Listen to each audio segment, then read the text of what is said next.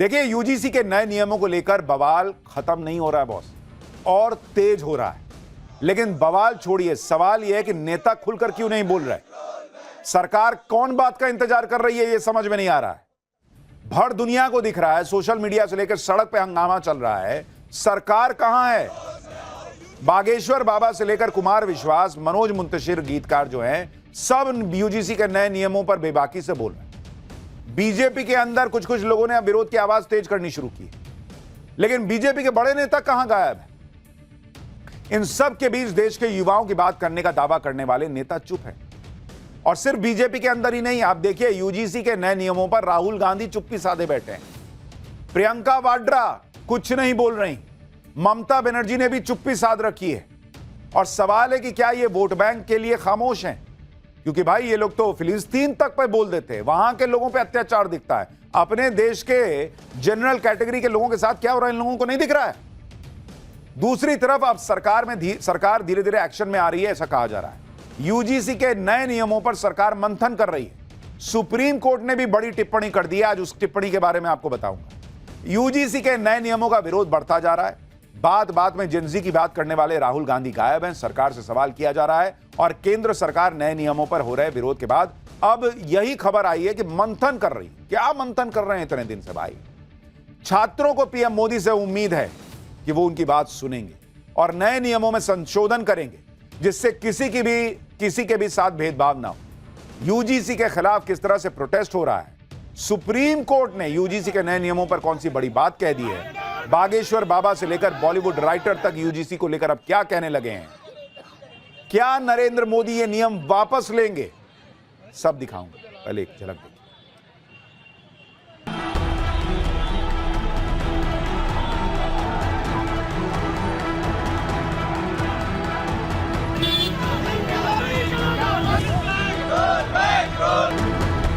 UGC ने कुछ गलत नहीं किया।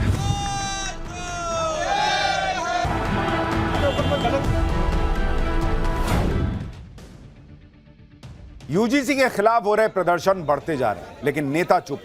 जबकि आप देखिए कि साधु संतों के साथ हर फील्ड के बड़े चेहरे इसके विरोध में आ रहे हैं। कुमार विश्वास ने कविता के जरिए विरोध किया, साधु संत खुलकर बोल रहे हैं, और अब कथावाचक बागेश्वर बाबा ने भी यूजीसी के नए नियमों पर बड़ी बात कही। बागेश्वर बाबा ने कहा कि यूजीसी का मुद्दा बहुत चर्चा में, देश में असमानता नहीं होनी चाहिए। बागेश्वर बाबा ने सरकार से अपील करते हुए कहा कि भारतीयों को बांटा न जाए बल्कि जोड़ा जाए। बॉलीवुड लेखक और गीतकार मनोज मुंतशिर ने भी यूजीसी के नए नियमों का विरोध किया।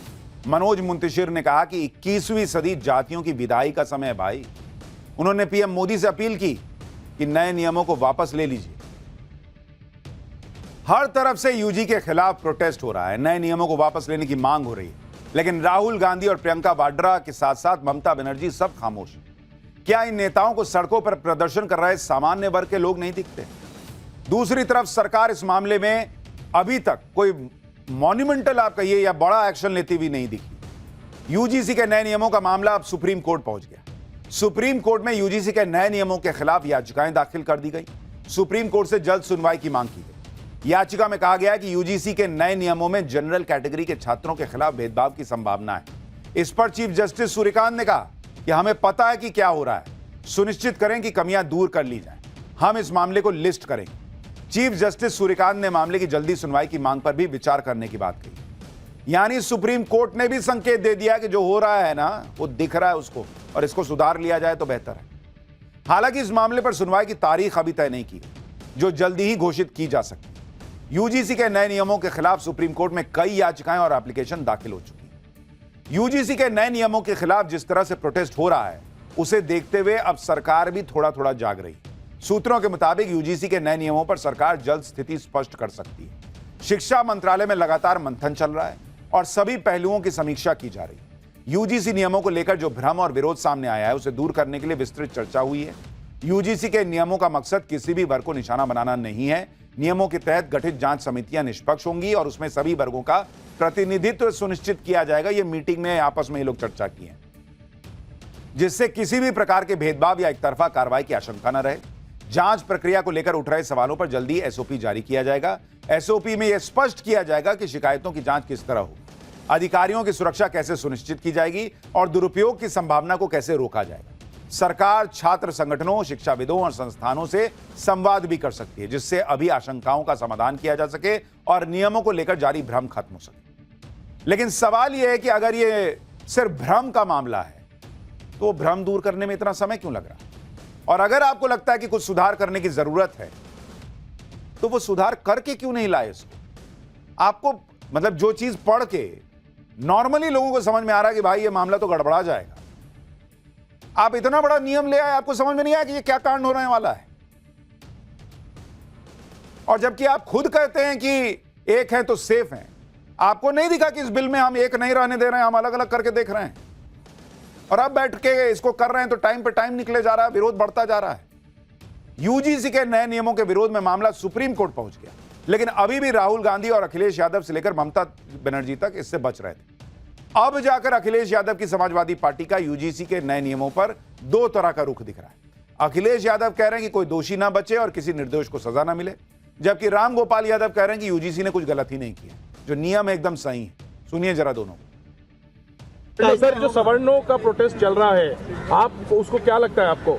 दोषी बचे नहीं, मैंने आपसे कहा दोषी बचे नहीं और निर्दोष फंसे नहीं, निर्दोष फंसे नहीं। यूजीसी ने कुछ गलत नहीं किया। यूजीसी ने जो अन्याय हो रहा था उसकी शिकायत करने के लोगों को मौका दे दिया, बस और कुछ नहीं। यानी ये खुद ही कंफ्यूज्ड हैं कि इनको कहना क्या है, करना क्या है। ये बातें इसलिए हो रही हैं क्योंकि इन्हें तो अपनी ओबीसी पॉलिटिक्स की चिंता है, जबकि नए नियमों को लेकर यही कहा जा रहा है कि आखिर नए नियमों में ओबीसी वर्ग को क्यों शामिल किया गया। दिल्ली यूनिवर्सिटी आर्ट कैंपस की तस्वीर देखिए, जहां छात्र लगातार प्रोटेस्ट कर रहे हैं। इन छात्रों का कहना है कि नए नियमों से कैंपस का माहौल खराब हो, किसी से दोस्ती करने, बात करने से पहले उसकी जाति देखनी होगी कि कहीं बुरा मान गया तो क्या ही कांड होगा। इन छात्रों का कहना है कि नए नियमों में ओबीसी को क्यों लाया गया है। सुनिए एक बार छात्रों। यहाँ पे लोग वाद विवाद करते हैं, बातचीत करते हैं, डिबेट करते हैं और जिंदगी भर के रिश्ते बनाते हैं। तो मुझे ये ध्यान रखकर दोस्ती करनी पड़ती है कि ये किस कैटेगरी का बच्चा है, उसे क्या बात करनी है।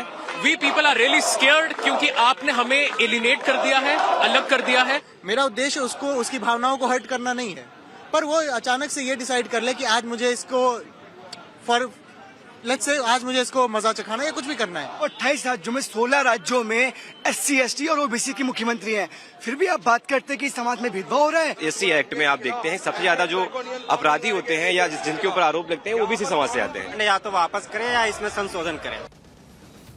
जिस तरह से सामान्य वर्ग का प्रोटेस्ट चल रहा है उससे बीजेपी पर जबरदस्त दबाव बना हुआ है कि उसके नेता बोले, और इसकी शुरुआत हो चुकी है। जो कल तक नहीं बोल रहे थे अब बोलने लगे हैं धीरे धीरे। बाहुबली नेता माने जाने वाले बृजभूषण शरण सिंह ने नए नियमों का विरोध कर दिया। बृजभूषण शरण सिंह ने कहा है कि ऐसे कानून की जरूरत नहीं है जो समाज को बांटता हो। बीजेपी के अंदर भी नए नियमों का विरोध हो रहा है। बीजेपी के कार्यकर्ता अपनी ही पार्टी के नेताओं को चूड़ियां भेज रहे हैं, कोई खून से पीएम मोदी को चिट्ठी लिख रहा है। लखनऊ में बीजेपी कार्यकर्ताओं ने अपने खून से पीएम मोदी को चिट्ठी लिख दी, मांग की कि नए नियमों को वापस लिया जाए। बीजेपी के कार्यकर्ता यह भी कह रहे हैं कि जब तक नए नियम वापस नहीं होंगे वो बीजेपी के लिए काम ही नहीं करेंगे। वहीं बीजेपी के बड़े नेता भी अब खुलकर बोल रहे हैं।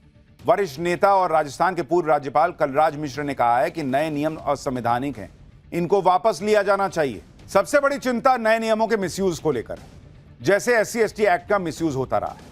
यूपी के ललितपुर के विष्णु तिवारी पर उनके पड़ोसियों ने साल 2000 में SC, ST एक्ट का केस ठोक दिया।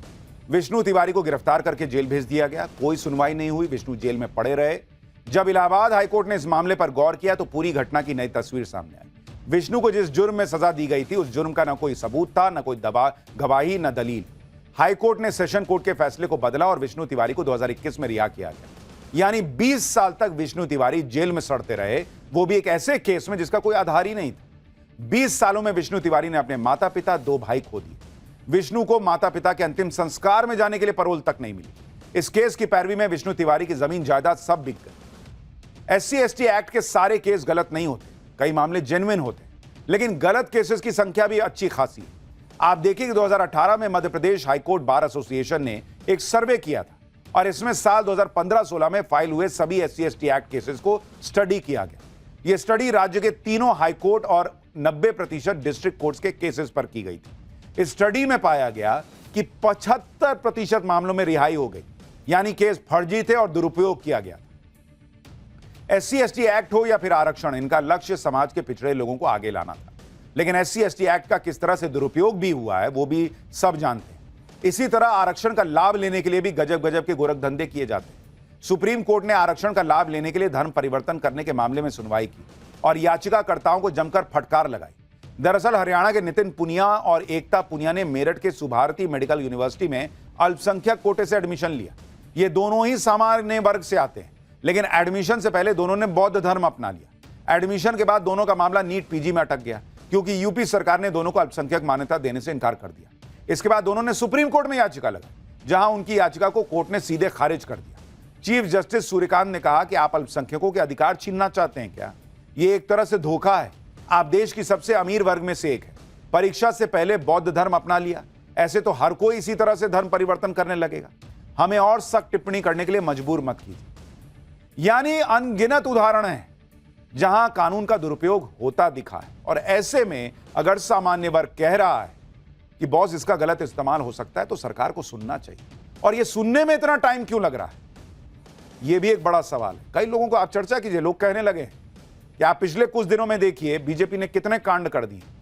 पहले अरावली वाला मामला हुआ, उसके बाद आप देखिए नीट वाले में जो -40 वाला हुआ, उसी तरह से आप ये यूजीसी वाला मामला देख लीजिए। ऐसे कई मामले हैं। क्या बीजेपी कांग्रेस की राह पे चल रही है? क्या पब्लिक सेंटिमेंट दिखना बंद हो गया है? हिंदू एकता की बात करते करते हिंदू को बांटने का आरोप लग रहा है, आपको फर्क नहीं पड़ रहा क्या? सोचिए बॉस, समय निकला जा रहा है। For more of such videos, do like, share and subscribe to ET Now Swadesh.